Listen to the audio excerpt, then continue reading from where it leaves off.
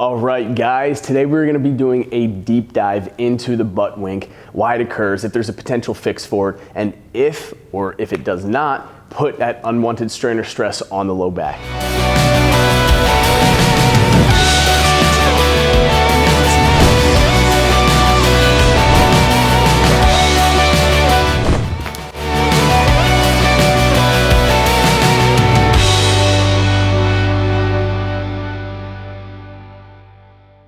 My name is Dr. Kyle Naylor. I'm the head movement provider and CEO here at MVMTmentor. I deal with a lot of clients, and one of the biggest questions, obviously, with a squat is, how can I avoid that butt wink, and is it avoidable in the first place?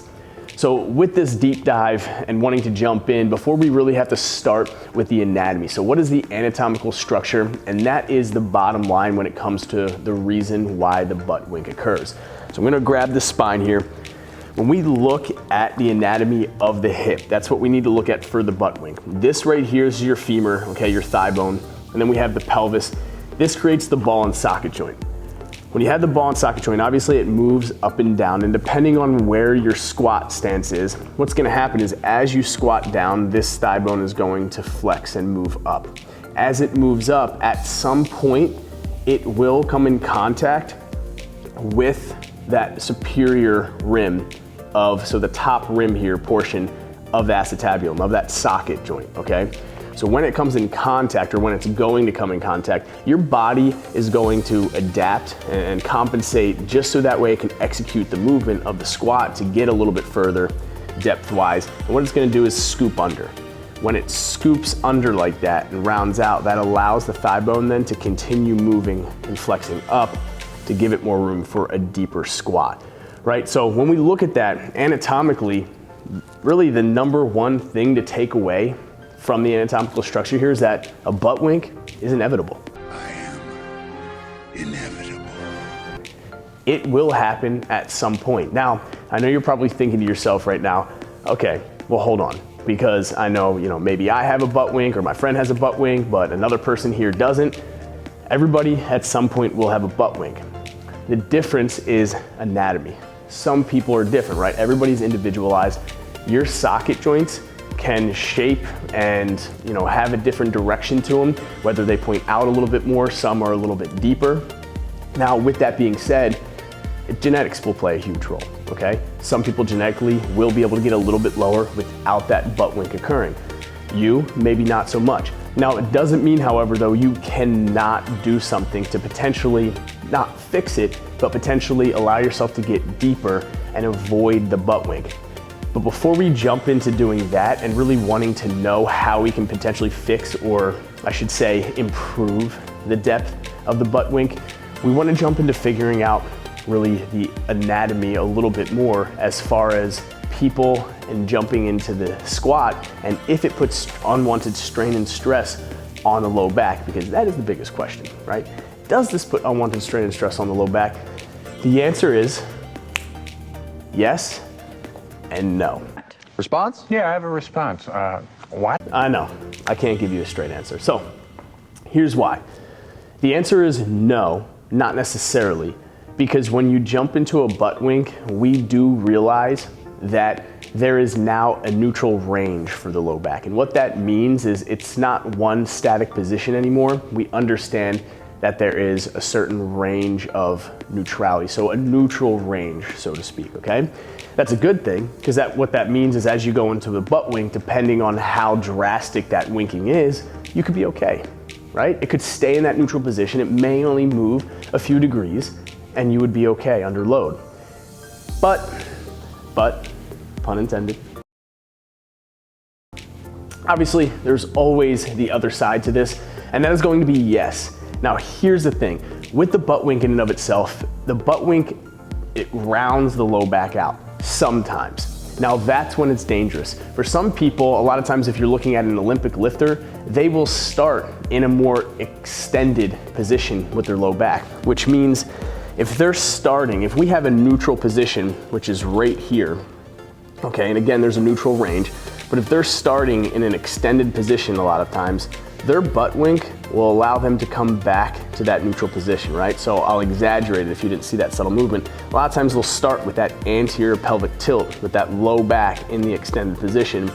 When that butt comes down and winks, it may just reach actually neutral position, okay? So you might not actually have the back rounding out.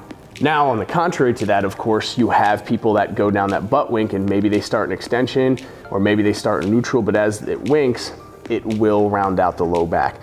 The reason why rounding out the low back is going to be bad, so if your butt wink causes the low back to round out, that's going to be bad and you want to avoid that, because whether or not, doesn't matter how you look at it, rounding out the low back puts more pressure onto the discs themselves, okay? When you put more pressure onto the discs, obviously you have more chance increased for a risk of injury. But here's the thing, it's not just putting strain and stress on the low back or on the discs by rounding out the low back. More importantly, you're rounding out the low back under load. So that's where that yes comes in. It is bad for the low back, because even if you're moving from an extended to a neutral position, that is still going to put unwanted strain and stress on the discs, because the discs are gonna have to shift, or the amount of weight that is balanced on them is going to shift. You don't really want to shift anything with the low back while under load. That just puts too much strain and stress on the joints, too much strain and stress on the discs, especially when rounding out, because rounding out, again, increases that pressure. Then to add to all of this, when you drop down into a squat, you actually increase your inter-abdominal pressure. That also puts increased stress, right? Pressure onto those discs. So again, it can lead to more injury, lead to a disaster. So the goal here, now that we jump in and we realize, okay, wait a minute, should I avoid it? Well, you should try to avoid it. Try to avoid it as much as possible, because you don't want to look for it, right? So your question really is, what are your goals? What is your sport that you're playing? Is it necessary to have to drop down to the depth in order to butt wink? It may not be, right? If you're looking at a power lifter, most power lifters, they have to go parallel and they don't have to drop into a butt wink at all. And it's gonna most likely be, imperative that they don't, because the amount of load that they're lifting is probably gonna be pretty dangerous on their low back if they do, right?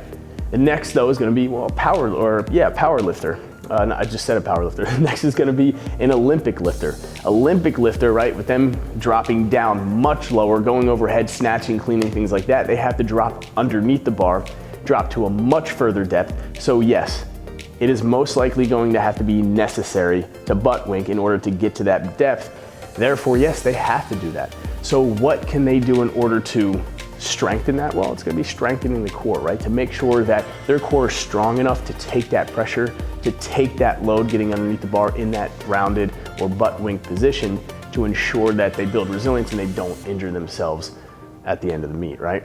So now the exciting part, we're actually gonna jump in and I'm gonna tell you how you can actually fix or improve your depth to avoid this butt wink as much as possible. Now, before we dive into how we can improve the depth to avoid the butt wink, I need to go over the #1 myth that everybody assumes to be true when it comes to the butt wink. Well, maybe, hopefully not everybody, and definitely after hearing this, not you.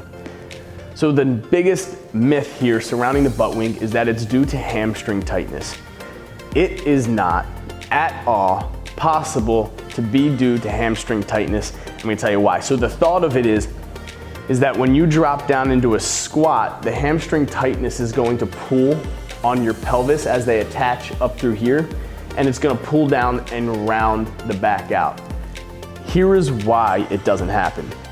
Your hamstrings, they trade off in length around the hip and the knee. So they surround the hip and the knee, right? So they attach at those 2 points, which means when you squat, the hamstrings are going to lengthen at the hip, but then at the knee, because your knees are flexed, they are going to shorten at the knee. So therefore, you just have a trade-off where it shortens at one end, lengthens at the other, so you're not going to have that hamstring tightness play a role, so we can rule that out.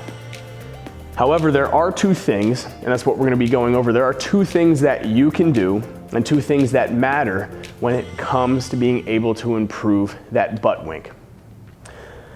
So first and foremost is going to be your squat stance, because again, it being an anatomical structure or anatomical variance from person to person, your squat stance is really going to come into play, so that way you can optimize where your hips are at and get the most depth out of your ball and socket joint, okay? What I mean by that is if I'm going to squat narrow stance here, and you can see the way my sockets are shaped are going to be out a little bit more, okay? Which means when I come in and bring them in, I'm going to have less depth. So you can see as I move down with this narrow squat, I'm gonna start to butt wink a little bit sooner. I can already feel my low back start to round out. And it's probably right about there. Yeah, I can feel that. And what am I, parallel? So I'm gonna come back up. Now because my hip sockets give me more depth and point out that way, my femur bone, right, my thigh bone is gonna be able to come up a little bit more before it starts coming in contact with that pelvis. So what I'm gonna do now is I'm gonna go into a wide squat here, just like that. So you can see, definitely a little bit wider. I'm gonna squat down, and yeah, I mean, I can already feel how much better I can go down. I mean, I'm not winking at all. If anything, I start probably right here, right? So I'm well below parallel at that point. So that for me is going to be my optimal squat position. So it's important for you to determine how those hips, those sockets are shaped or directed so you can optimize your squat stance in order to get the most depth to avoid the butt wink, right? Because in the end, again, the butt wink, even though it may occur, even though it's inevitable by anatomy, you don't want to try to do it, right? You want to try to avoid it as much as possible. So this next one here, I have this guy out because the big bonus tip here that we need to understand is that it will come from the ankles. I know you're probably thinking, whoa, whoa, whoa, whoa, whoa. The butt wink that occurs up here, how in the heck do the ankles have any role into this butt wink? Well, what happens is with the ankle, if we do not have enough of the dorsiflexion, right? You can see how my lower extremity moves really around the ankle, right? Because at this point, my foot is the anchor onto the ground. So I'll move, it allows me to move around the ground. If I end up bringing that knee forward and I stop, how else am I going to get depth, right? Because if this ankle stops, that means the shin bone, that means the femur here is going to stop, right? The lower extremity stops moving. So if I'm coming forward, right? I'll show you in a squat stance, but if I'm coming forward here, and all of a sudden my ankle stops, the only way I can continue that depth is through the hips here, but not via my lower extremity, but because of my pelvis, right? So I'm gonna drop that butt back. This is what's gonna happen. So what happens is my pelvis does an anterior pelvic tilt, right? So it keeps riding forward. So then what happens is instead of my femur driving into my pelvis tilts and starts driving into my femur. Again, at some point, it's gonna hit and it's gonna do that scoop, that butt wink, in order to avoid and allow me to go a little bit further. So how we clear the ankles up, I love doing this exercise just in general. You will be surprised at how amazing your squat will be when you clear up your ankles. Most people have tight ankles in the first place. What I like to do, nice heavy kettlebell here, pop that guy right on top of the knee. Keep the heel on the ground as much as possible. Drive that knee forward. Keeping that heel, driving it forward. I like to then grab the edge and lean, so I'm driving my body, I'm leaning into my ankle, driving that force into my ankle. And I'll hold this for an allotted time, about 20 to 30 seconds.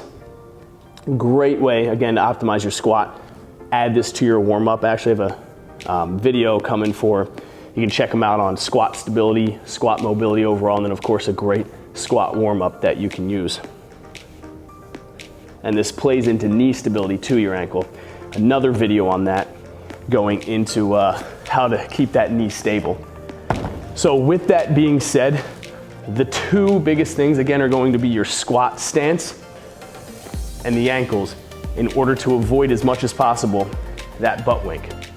With all that being said, what are the main takeaways? What are the biggest takeaways with this butt wink and of course this video? Well, one, give a thumbs up if you enjoyed this and you're gonna go ahead and put it into action to avoid that butt wink.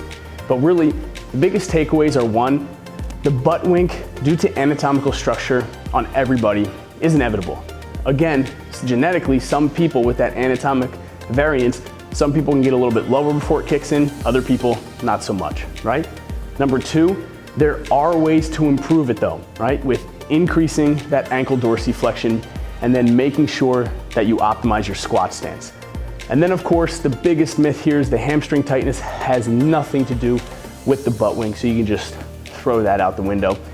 And then of course, the two biggest things that come into play, one is going to be, do you need to actually do the butt wink? So ask yourself, what are your goals? Is it necessary, right? What is your sport that it involves? And then of course, yes, it does put strain and stress on the low back, especially if you round out, because it puts strain and stress on those discs. So again, what is your sport? What are your goals? Avoid it as much as possible if it's not necessary. I hope you guys enjoyed this video. Go ahead and hit the notifications so you get notified, of course, when I drop the other videos on that squat mobility, that stability, the knee stability, all that good stuff. It is squat month, so I'm super pumped for it. You'll learn how to just clear your whole squat up. And then of course, subscribe if you didn't already. I would appreciate it. And check out MVMTmentor.com for programming, one-on-one coaching, blogs, more videos, all that good stuff. Peace.